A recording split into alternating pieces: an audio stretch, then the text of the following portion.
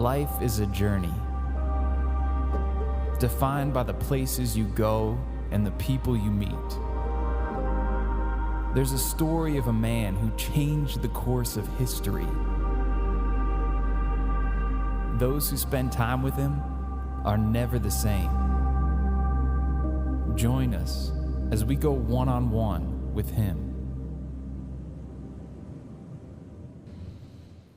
One of my favorite experiences over the past couple of years was February 2016. I had the privilege of touring Israel for the very first time. I know for some of you that's on a bucket list. For some of you that it may not be your bucket list. It sounds fascinating. You'd rather stay here. But to walk where Jesus walked, to see what Jesus saw, to see the history of that place. The Bible turned from paper and words to more like a three-dimensional experience. I've never read the Bible the same way since. There was something about being there that make the towns and villages and geography and locations, and therefore the stories come to fresh life. And so we've been talking about going one-on-one with Jesus. In fact, we've taken a few trips afterwards, and I would like to I'd like to invite any of you. I wish I could take all of you, but I'd like to invite any of you who would like to go with me next year. In March of 2019, we have limited spots, but my hope is to fill a bus. And if we need to, we'll fill two if we have enough interested people. But you can go to cedarcreek.tv/Israel if you want to get out a pen and write that down. You can look at the itinerary, the rough costs of what's involved, the dates that we're looking at, and sign up to be on our email list.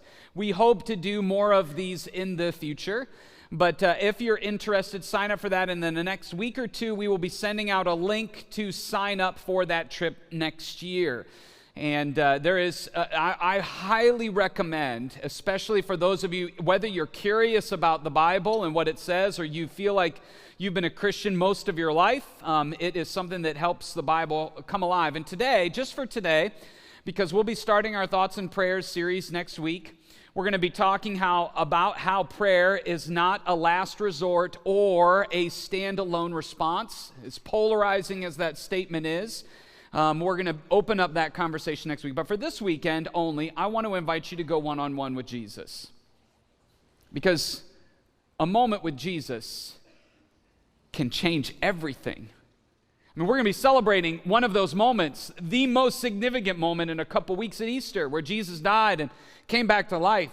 That resurrection changed eternity, changed the course of human history. Here we are 2,000 years later, still influenced and celebrating that moment. But today I want to look at one of these stories in the Bible that you may have read before. In fact, the story feels almost like a summary statement or a transition. It's like you gloss over some of the significance of what Jesus is saying. And so, to help us with that, let's just take a deep breath.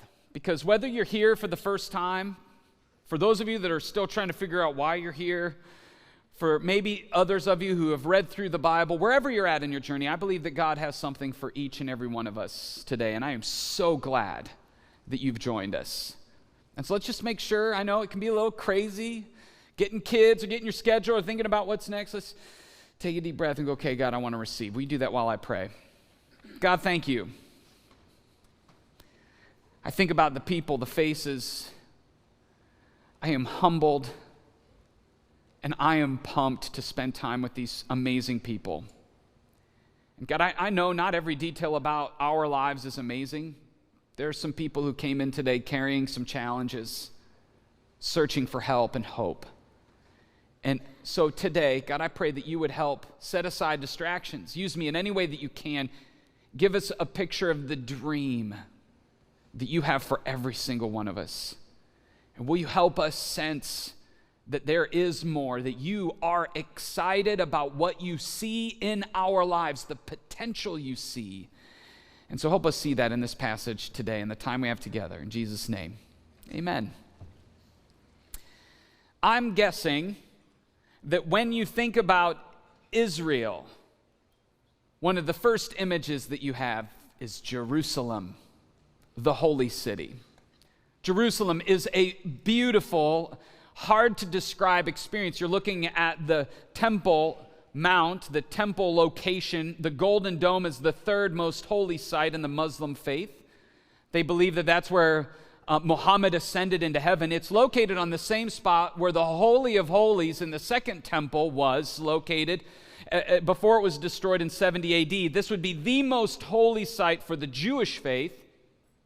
And for Christians, this is one of the places where Jesus taught, where Jesus worshiped God, where Jesus was not quite arrested. It was in the Garden of Gethsemane, right about where I'm taking that picture.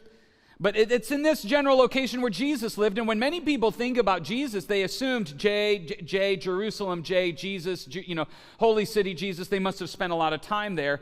And that was a misconception that I had about Jesus as well. But when you read the Bible, Jesus spent most of his time in a region 85 miles north of Jerusalem, a region called Galilee, and a place that had a much different geography than Jerusalem itself. In fact, Galilee is closer to modern-day Syria than it is to Jerusalem. And so when you're there and you experience some of these places, it gives greater context for the distance that was traveled and where some of these towns are. In fact, one of my favorite places in the Galilee region, which is around this small lake, I mean, it's like Devil's Lake, okay? We call it the sea, but that's just because they didn't use the word lake back then. I mean, it's a small body of water. But one of my favorite places to visit is Mount Arbel. Mount Arbel is this mountainside that gives you this unique perspective of this shoreline. And what you're looking at is the general region where Jesus spent most of his ministry. When you think about Mary Magdalene, we think Magdalene is her last name. The reality is it's Mary from Magdala, Mary Magdalene. And so Magdala was a small village there. Gennesaret was another small village where it is believed in this general region Jesus may have fed the 5,000. The place where Jesus delivered the Sermon on the Mount was near the shore of the Sea of Galilee, and Capernaum is home base. It's where Peter, one of Jesus' disciples, was from. It's most likely where Jesus operated out of. It's where Matthew, the story that we're going to be reading, Matthew was a tax collector in Capernaum or in this region. And so I want you to keep that visual in mind as we come to these 4 or 5 verses that you can follow along in your notes. Let's use that to help us see and experience Jesus a little bit closer in our life. It says that Jesus traveled throughout all the towns and villages of that area. Think Mount Arbel, that visual that you just saw. He taught in the synagogues and announcing the good news about the kingdom. He healed every kind of illness or disease and illness, and when he saw the crowds, he had compassion on them because they were confused and helpless like sheep without a shepherd. He said to his disciples, "The harvest is great, but the workers are few, so pray to the Lord who's in charge of the harvest. Ask him to send more workers into his fields." And so maybe you've heard that verse before. Maybe you had a family member, like a Sunday school teacher, somebody in a high school, a religious, Catholic, whatever high school, Christian high school that you went to that was like, "Oh yeah, the harvest is plentiful, but where are the workers, everybody?" It's like evoking some sort of godly guilt. Like when the toys are spread all over the living room and you look at your kids, you're like, "The harvest is plentiful. I need some workers. Chop, chop," And I think sometimes we read that and we think that's how Jesus is really talking about us, talking to us. So if guilt is the primary feeling you have when it comes to God or church or the Bible or what you feel like God is trying to speak into your life, tragically, you are missing God's dream for you. If what you carry around is this guilt all the time that you're not doing enough, that you're not enough, that you're not good enough, you're going to miss what Jesus was really trying to teach. And you're going to miss God's dream for your life. Let's imagine being the disciples for a moment. They're average, everyday people. Like you, me, fishermen, tax collectors, guys, doing different kinds of odd jobs. They're all gathered around. They're following Jesus. And the passage tells us that he would travel around to towns and villages and crowds would show up. I mean, Jesus was like viral before viral was a thing. He would show up and crowds wanted to be with him. Now, I don't know if you've been around a celebrity where it's like people want their picture taken with him. I mean, I so wish cell phones were invented back then. Could you imagine us looking at selfies with Jesus today? That would be kind of funny, like, would he be smiling? Would he be like, no? A couple weeks ago, I have some pastor friends in Cleveland that I've recently got acquainted with. They're like, have you ever been to a Cavs game? I'm like, no, I've never been to an NBA game. They're like, well, do you want to go? I'm like, let me think about that. Yes, all right? So when it got closer, they're like, hey, I think we got some pretty good seats. You know, we're going to be pretty close to the court. And I'm like, oh, cool. I've never been to an NBA game. We show up. We're courtside. I mean, like, my feet are on the floor. I mean, this is a picture of LeBron James. Look at this. I could kick his ankles right now. You know, it's like, this is amazing. I know I'm taking a picture of his rear end, but still, it was awesome. You know, I couldn't believe it. The whole experience of the game was phenomenal. And so if you've ever had a celebrity, it could be a cook, an author, somebody in the marketplace, whatever that is for you. If you've ever seen a musician up close, you pay attention to a whole bunch of other details. And I think that's a little bit of what's happening here in this story with Matthew. As Matthew's following around Jesus, and he's noticing a few things. The crowds show up. That when he travels through the towns and villages and crowds show up, he's teaching in the synagogue, which would be like a church, the Jewish version of church. That's probably the best way to describe that. What is he teaching? Good news about the kingdom. Now, I think we hear that and we think, oh yeah, that's kind of what the stuff that's talked about in the Bible. You know, good news about the kingdom. We have no idea what that means, but it's good news. Like when you get good news, you're excited to hear it. And so when he says good news, people came to hear the good news that Jesus had to say about the kingdom. What's the kingdom? Like the kingdom of Israel? The kingdom of Rome? No, the kingdom of God. Essentially, people would travel for miles to hear how Jesus talked about God. Because Jesus would say things like, you can know God. And they'd be like, me? Farmer? Average guy, average girl, stay at home. I can know God personally, because their perception was that you had to be rich to know God. Their perception was that you had to be righteous to know God, that God was really only interested or only blessed those good people, those people out there. And here Jesus is saying, no, God wants you to know him personally. God is pursuing you. God is interested in you. You matter to God. And they're like, man, this is amazing. I think Matthew also noticed that Jesus would welcome all sorts of people who were sick and hurting and stuck. That diseases, whether it's mental illness or some sort of physical ailment, they would come in carrying a burden. And after a few moments with Jesus, supernaturally, they would walk out healed. They would walk out free. Because every time people spend some moments with Jesus, they find freedom from the areas in their life where they're stuck. And they're like, this is amazing. I'm so glad I'm with him. Look at the work that he is doing. And then another thing that he picked up on in this passage that I love is they observed how Jesus kind of had this uncanny ability to see others' realities. It says that he saw the crowds and he had compassion on them. Meaning, he could kind of understand what they were going through. He had empathy. He could see the world from their perspective. And he noticed that they were helpless, that they were confused. They were like sheep without a shepherd. Now that sounds like a workplace insult, if you ask me. But for them, what is Jesus ultimately saying? Jesus is saying, man, do you see people? Because when I look out, I see people who are searching. They're restless. They seem to be confused about God and who they are. It's like they are without a purpose. And they're dying to know how their past and their life, does any of this matter? And so in light of all of that, Jesus gives this comment, the harvest is plentiful, but the workers are few. Now, there are times where it seems like the disciples are a little slow on the uptake, you know. I think I would be too. It's like, what does plants have to do with people? I mean, why are you talking about the harvest? It was an agricultural society, and they're trying to make the connection. And I think as they start thinking about what Jesus has been spending time doing, they're going, oh, he's talking about people. Okay, you're right. There are a lot of hurting people. There are a lot of people who are restless.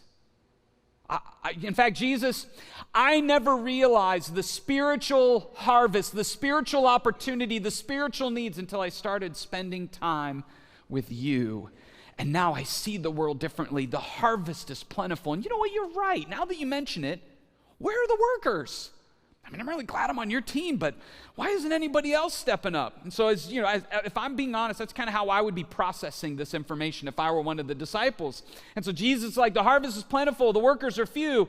So pray to the Lord who's in charge of the harvest. Man, I should have thought of that. Yep, I wish I would have said, we should pray about this. It's like, we should. And you know what? If it were you or me, what would our prayers be? My prayer would be something like, God, do you see the mess and the chaos in our world? I mean, do you see what's going on? Can't you see this? You should probably do something about this. Get to work. Come on. We need your help here. Have you ever prayed that prayer? God, would you show up? Would you do something here? I think that's a good prayer. I'm not saying we shouldn't pray that. Another thing that maybe you've prayed, I know that I've prayed before, isn't necessarily, God, will you fix this? It's, God, will you help these people? Pay attention to what you're trying to do. God, will you wake these people up? Come on, show them the truth, fix them, help them, solve them, eliminate them. No, I don't pray that one too often. But it's like, God, come on, help these people. But instead of praying any of those things, which I'm not saying are bad prayers, Jesus is like, so pray to the Lord who's in charge of the harvest to send more workers. More workers? I thought that's what you were doing, Jesus. I mean, are you praying for like more of yours? I'm confused. Are you praying for yourself? Are you praying for more? Are you not cutting it? Are you praying for me? Am I supposed to, disciple? Am I supposed to be doing more of the work? And I'm not getting it. What am I missing? And I think what Jesus is stepping into isn't guilt. It's a picture of the very heart and dream that God has for all of us. See, it's not Jesus the worker. It's not God the worker. It's not him. It's not me. It's we. And in God's dream for each of us is that we would participate with him in this incredible harvest that's in front of us. Essentially, Jesus is telling his group of disciples, our little club isn't big enough. We need to make room for more workers. And so the first question that we've got to ask is, what's a worker? What's a harvest worker? This is foreign to us because our idea of harvesting is the produce aisle at the local grocery store, okay? It's like, which melon do I get? A hollow melon? I mean, that's our idea of harvesting. If you've never actually grown a garden, or let's put this in perspective. We are 3 months away from fresh picked strawberries. Can I get a heck yeah? That's Cedar Creek's version of an amen, okay? We're just trying to... we're 3 weeks away. If you've ever picked your own strawberries, you got to walk down between the plants, not on the plants. And you got to know what a ripe strawberry is, because if you get it a little too early, it doesn't taste as good. And if you get a rotten one, you don't want to have any more. So you got to find it at just the right time. And so essentially, that's what harvest workers do. They have a field that they are responsible for. I know you know this, but let's just think about it. They have a field that they're responsible for. They're not responsible for every field. They know their plot. And when they show up, they don't just drive the truck, the tractor, or they don't just run all over the place. They intentionally pay attention to the aisles and the plants, and they discern the right time to interrupt the growth process to harvest. And if you've ever talked to a farmer during harvest, the truth is you don't talk to a farmer during harvest because they're hustling. It's a lot of work. It's chaos. There's stuff going. Because why? Too early? It's not ripe. Too late? It's rotten. And Jesus is saying the harvest is great. Do you see it? We need workers who understand the field that they've been given and know how to step in. And so here Jesus is giving a vision of what it looks like to be a worker in the field. What it looks like is to help people. What's he doing? What's he been doing? He's helping people know God. He's helping people find freedom. He's paying attention to people who have not discovered their purpose, and he's casting a little vision to be a difference maker. And in order to be a difference maker, Jesus is modeling what that looks like in a way that is accessible for every single one of us. What's the first thing that he does? If you're taking notes, Jesus notices. Jesus actually notices people. And here's what's interesting. He notices people who for all other intents and purposes, have been ignored by the religious institution of their day. Oh, those are the poor people. Those are not God's people. Those are the bad people. Jesus notices every person. In fact, it makes the religious very uncomfortable with all the people that Jesus notices. The other thing that he does is that he actually cares for them. He doesn't say things like, oh, yeah, I care about you on social media. He actually gets involved and invested in their life. He shows up at some of their parties, even though some of these people are classified as sinners. He invests in them. He actually authentically has compassion for what they are experiencing in their life. Not categorically, but personally involved. In fact, Jesus has this rhythm where he tends to invest in people's lives with a miracle, with time, with wine at their wedding, with some sort of healing, feeding the 5,000, fish in their nets, and then he invites them to follow him. He didn't come preaching on a drumstick with a megaphone. He came to care about people and meet them where they're at and invite them to go on a journey with him. The next thing that he does is he prays for them. Jesus often goes away to pray, but he prays for them, and he doesn't just pray for them, he prays for workers to show up in their life, just like you see here. And the last thing that I love, if you think about it, he says, pray to the Lord who's in charge of the harvest to send more workers. Who is that? That's him. He's the Lord in charge of the harvest, and yet what we serve is not a God who tells us what to do. He went. He was willing to pursue. He's pursued us. He didn't wait. He went. He stepped into this environment. So God's dream, maybe for some of you, maybe you've never realized this. This will be like fresh revelation for you. For others of you, this is an important reminder. God's dream for every single one of you, it's in this phrase, and I want you to write it down, is that you and I would say and believe that I am a minister.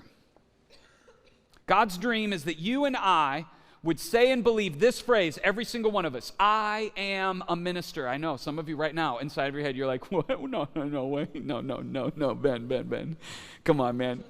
Yeah, you got good music, but this is sideways, okay? Good for you, not for me, is what you're thinking. You can do that, because the problem is when we hear that word minister, you think of somebody, like Reverend Lovejoy from The Simpsons, or Ned Flanders, or maybe me. You're like, oh, you're great at that, but that's not my thing. That's a little, no offense, boring or weird or uptight or, it's just, I'm not wired that way. Besides, some of you are like, you have no idea what I was doing last night or last week. In fact, I'm not even sure why I'm here. Some cute girl asked if I could hang out, and here I am at church. Ta-da! It's like, trust me, God, I'm not minister material. And so the problem is we think that ministers are professional, paid ministry, and that's not what he's talking about here. Remember, he's saying a harvest worker, a minister is someone who understands the field that they've been given. And every single one of you have been given a field. It could be your family. It could be your kids. It could be the class that you show up to, college. It could be your job. It could be your neighborhood. I think your weekend experiences is a ministry. Our community, we've been given a field, and our job is to notice people and to notice the people that God's put in our life, and it's to care for them, and it's to pray for them. And when the opportunity comes up, we step out and help them take a step. And knowing God, finding freedom, discovering their purpose, and making a difference. We don't have to know it all. Our job is to go into the fields that God has given. That's essentially what he's saying here. Everyone is a minister. And the challenge is, you don't believe me. Even those of you that think, I'm okay, maybe. You get into this place where you don't believe that that's the dream that God has for you, because comparison, you start comparing whatever it is in your life, comparison keeps you from seeing the dream that God has for you. You start looking at your life and you compare it to what you think a minister is. You compare it to what you think a good minister is, or whatever it is, whatever you think that God is interested in, and you come to the conclusion, not me. This is what happens. This happens so often in our life. We don't even realize it. It happens when you watch the Olympics. I'm not sure how many of you watch the Olympics, but what we do is we sit and we experience and we're like, wow, good for them. I could never do that. And to a certain extent, you're right. I mean, did you see Shaun White's gold medal run down the half pipe? It's phenomenal. And when you see Olympic athletes at the top of their game, what's amazing is how easy they make what they're doing look. They make it look like, for the most part, you could do this in your sleep. They're relaxed. And so let's just, whether you've experienced it or not, let's just experience that gold medal run one more time. Shaun White for the gold. 1440, he needs the back-to-backs to take down Ayumu, and gets it! The second 1440. Double McTwist, 1260. Shaun White, one more hit. Will it be enough? Frontside 12, perfect. That is the run that he needed, and he put it down.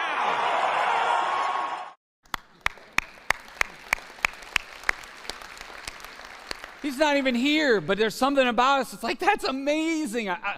If it were me, if I spun around that many times, I wouldn't know what country I was in, let alone get my feet down on the snow and do it again. I was talking to a friend of mine, Casey, one of our staff members, he's snowboarded, and I'm like, have you ever been down a half pipe? What's it like? He's like, it's terrifying.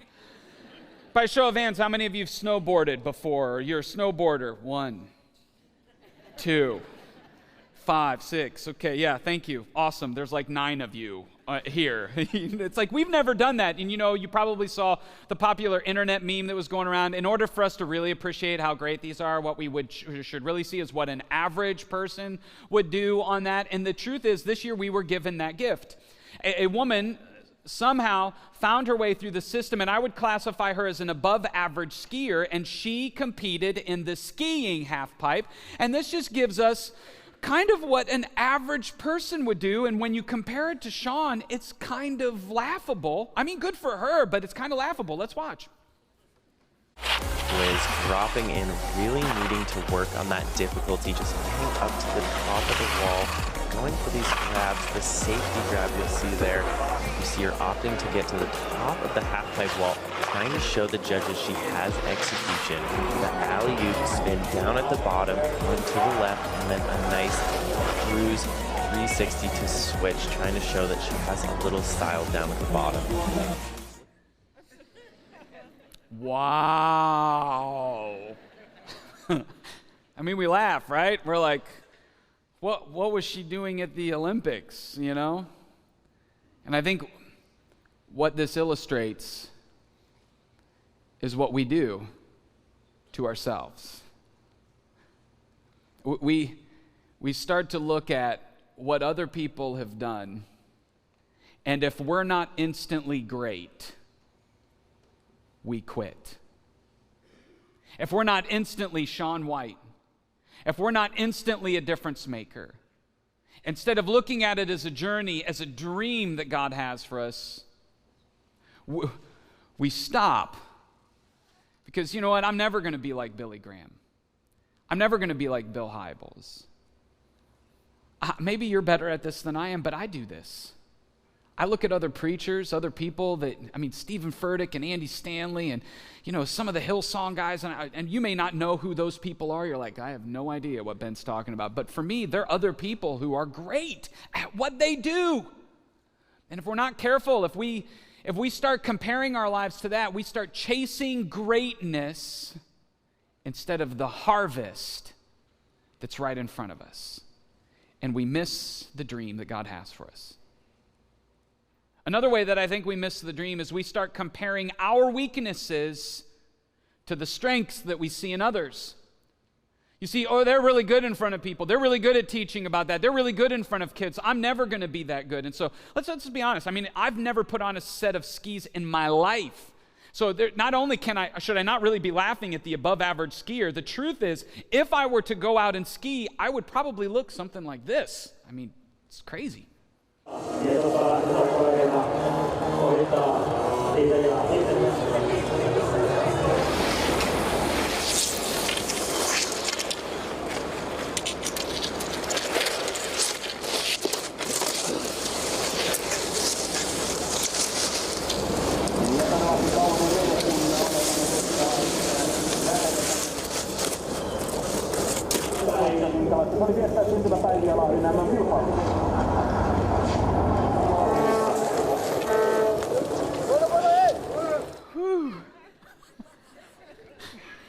Oh, that's funny. See, if all we do is compare our weaknesses to where other people are strong, when all we do is compare others' highlight reels to our reality, then we tragically come to the conclusion that we're not the worker that God is looking for. And you miss the fact that God has a dream for you.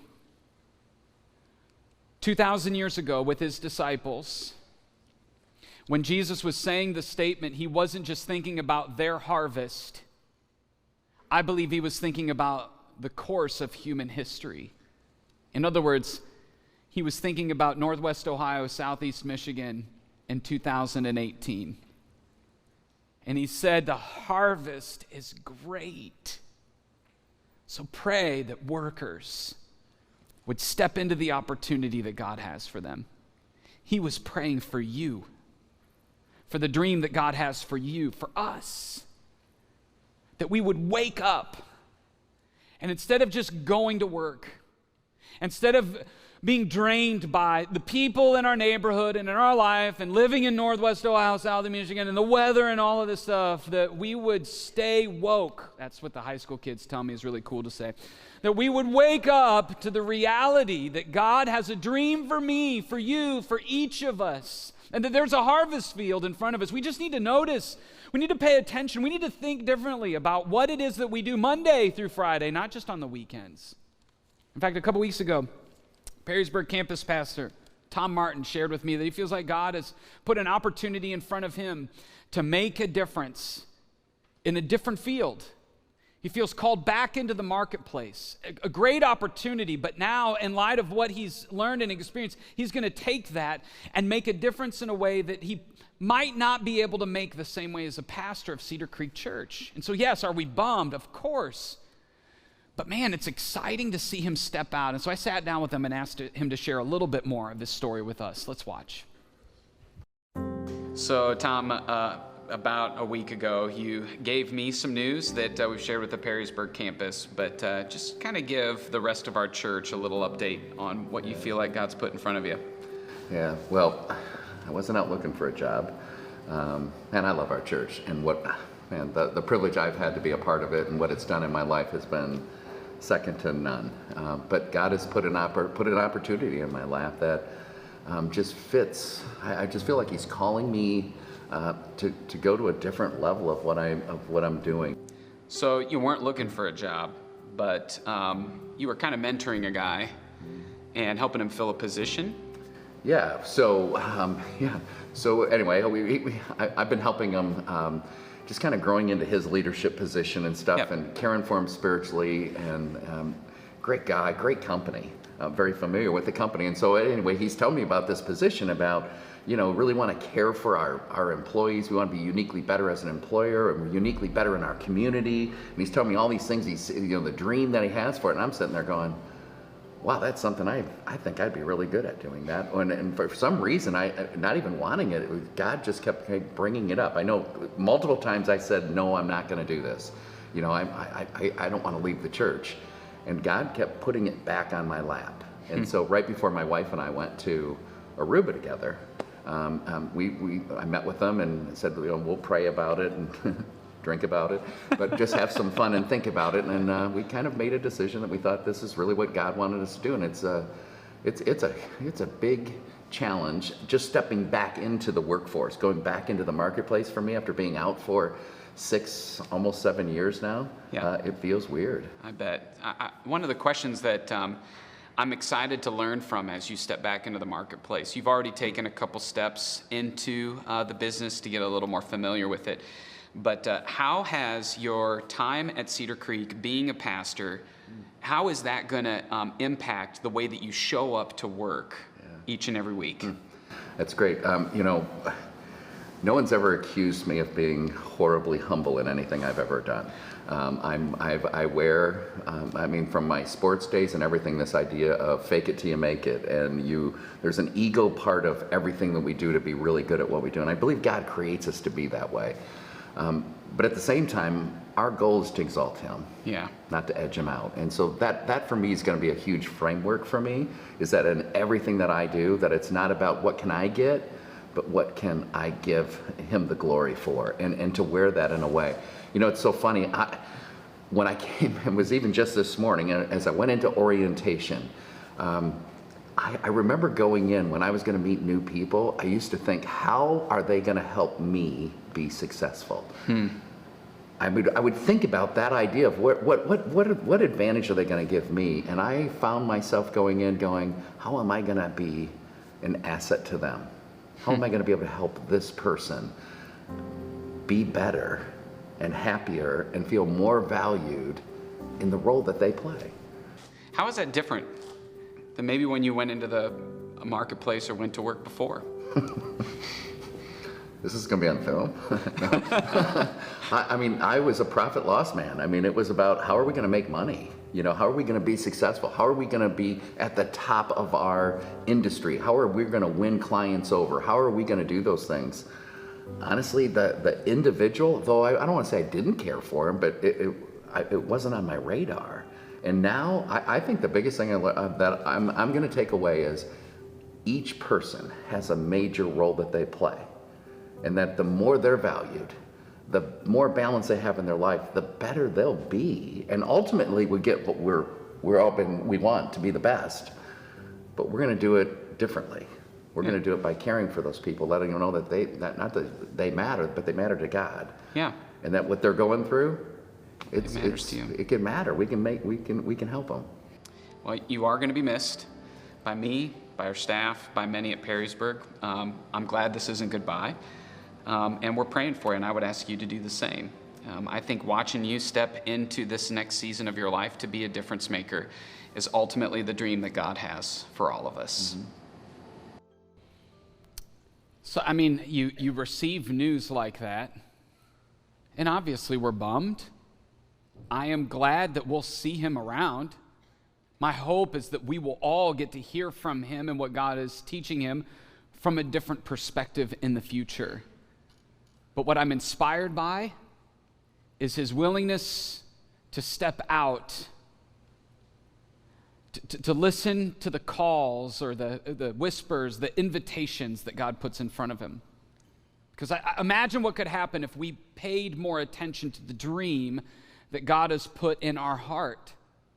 For some of you, you would maybe change a job into a different sector. Maybe others of you would start to go back to work.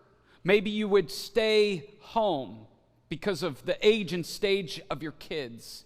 We could all start to listen a little bit more, and instead of just showing up to a job, we show up to wherever we're at as a minister, looking at those people differently because the harvest is plentiful, the workers are few. Instead of just looking, I'm just a stay-at-home mom, I'm just a stay-at-home dad, I'm just a teacher, I'm just an electrician, I'm just a director. No, you have been given a field. And God has a dream for you to be a difference maker in that environment.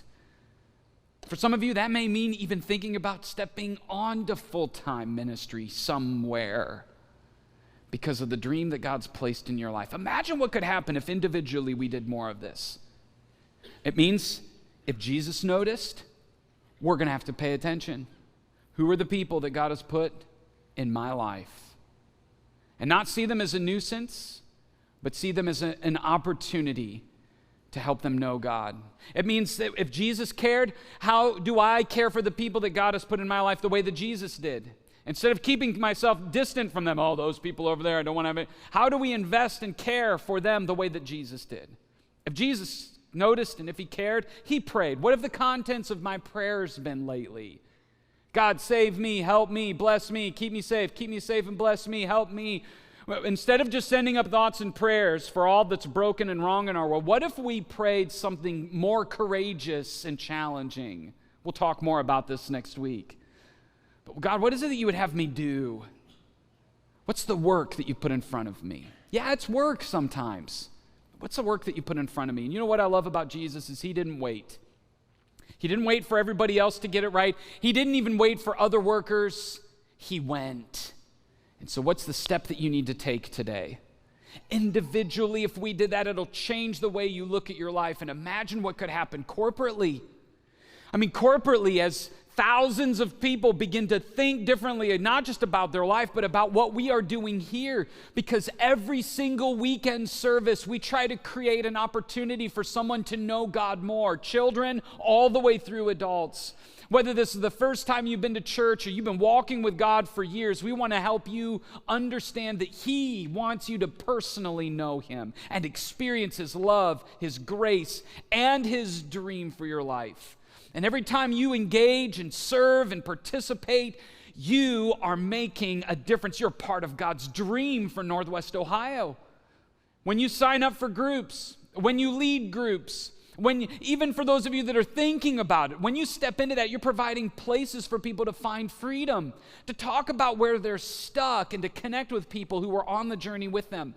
When you go to Growth Track, you're not just going to a program that the church really wants. You're not joining a church. This isn't what we want you to go through for us. This is your opportunity to understand a little bit more of the dream that God has put in your life and how you are uniquely wired to be a 10 in some area where we don't need more Bens. We need every one of you stepping into the dream that God has for you. And when you serve, when you volunteer, spend time with kids at the door, fixing coffee in the parking lot, wherever you're at, you are participating in God's dream for the people who come. You are a dream teamer. Saying, I want to be the answer to Jesus' prayer. I want to be the worker. Jesus prayed for us 2,000 years ago. The harvest is great, and we're the workers that get to go into the fields at this point in human history for this area. And I love being on that journey with you. And we're headed into one of those seasons right now, leading into Easter. So here's what I want to give you on the way out. Your top 5 card. Who are the top 5 people that God has put in your life who don't go to church, don't know what they believe, that you're praying for, that you're noticing, that you're caring for, that you're inviting to church. But keep that in the front of your mind. Just put it on a mirror in your car, wherever, and just say, God, give me opportunities to love them the way that you've loved us. That's it. Give me opportunities to care for them and invite them. The other thing that's coming up next week is the Thoughts and Prayers series. And here's what I want you listening for. Anytime somebody says, hey, pray for me, praying for a miracle. I need prayer. Yeah, you need prayer. Or keep your thoughts and prayers to yourself. Whatever it is that people are talking about. Say, hey, you know what? I think our church is talking about that over the next few weeks. I'm going to go. Will you go with me? I want to hear what they have to say. I want to step into that conversation because it seems polarizing and challenging. And so use that as an opportunity to invite people. Easter is another great time to invite people. And then one other practical step that you can do today before you leave is in our lobby, there's a wall that says Thoughts and Prayers. And I'm going to ask you to put references to the people in your life. Don't use their name, okay? Because they may be showing up next service and it's like, what's my name doing on that board, you know? We don't know. But use a reference like my brother, my friend at work, neighbor down the street, whatever it is. God knows the names. The whole world doesn't need to know right now. But just put that on the board, and our staff and our prayer teams are going to be praying for that all the way through Easter. We're actually going to clear the board for next week, and we're going to practically use that in a way every week for the Thoughts and Prayers series. And so together, if we did that, imagine the impact that God could have. I believe that this is one of the most exciting times to be a part of the local church. And all that is changing in our world, the way that technology is making some of this accessible to anyone and everyone. We have thousands of people who are watching online all around the world. This is an exciting time, but what we need is people like you who understand that God has a dream for your life, and you're willing to step into that for him. So let's make that our prayer together. God, thank you that you noticed, that you cared, that you prayed for us, and that you came. You came to earth to help us know God more and to help us understand that you have a dream for our lives. You want to actually to partner with us to make a difference. And so God, in this season, give us the courage to step out, to believe and understand that we each are a minister. And so help us notice the people, help us care for the people, pray for the people, and go, step out to have those spiritual conversations those care moments in people's lives, especially over the next few weeks. Let us be the answer to your prayer 2,000 years ago for workers to come into the field because the harvest is plentiful. And so help us see what you see, and thank you for allowing us to be a part of your amazing work in our world. We pray this in Jesus' name. Amen. Thank you so much.